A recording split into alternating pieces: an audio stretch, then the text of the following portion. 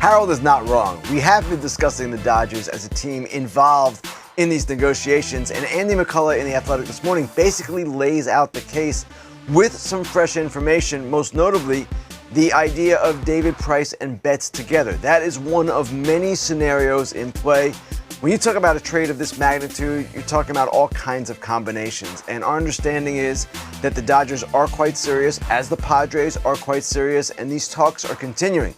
You remember, guys, at the start of the week, I said this thing had some momentum. Now, I can't predict for certain that it's going to result in a trade, but the chances at this moment are perhaps better than they've been the entire offseason.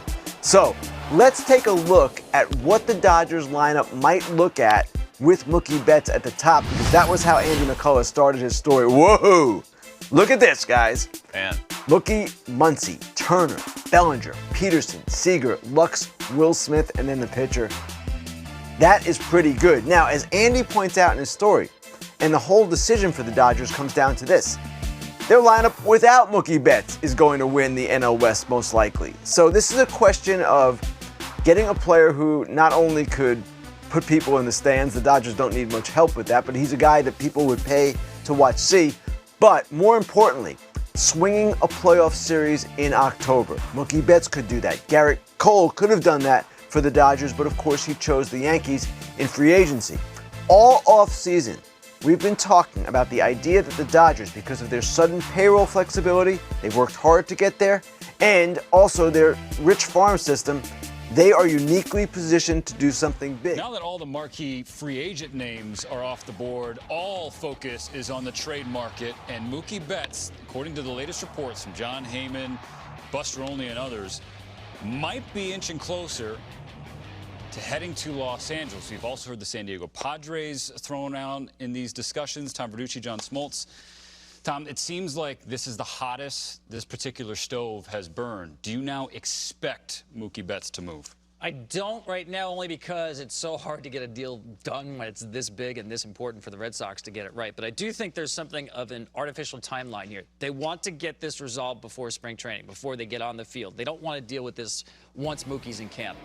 So that's why I say artificial deadline. It doesn't mean they have to move him. Remember, they could revisit this in July, the way Manny Machado was traded in his walk here in Baltimore. But I do think there's no question here, the Dodgers and the Padres most active in discussions to get Mookie Betts before we get to camp. And I think the Dodgers make a lot of sense. Padres make sense, but I think it's hard to make a deal because they want to give Will Myers as part of that deal to the Red Sox. The Red Sox can only make this deal to get under the luxury tax threshold, and Myers would make that very difficult, and I don't want to assume his deal for 3 years. You're trading one of the 5 best players in baseball. You shouldn't have to take somebody else's mistake back. You can make a deal with the Dodgers, and they're going to ask for Gavin Lux. They're going to ask for Dustin May. Why not start at the top, the 2 best ready-made prospects in their system? I don't know that they can get them. But that system's so deep, Steven, I think there's a potential match still to be made. And if you're the Dodgers, not only is Mookie one of the 5 best players in the game, if you could draw up the perfect player to add to this team, it would be a right-handed power bat, who, by the way, is a plus defender and plus base runner as well. There's a lot of incentive there.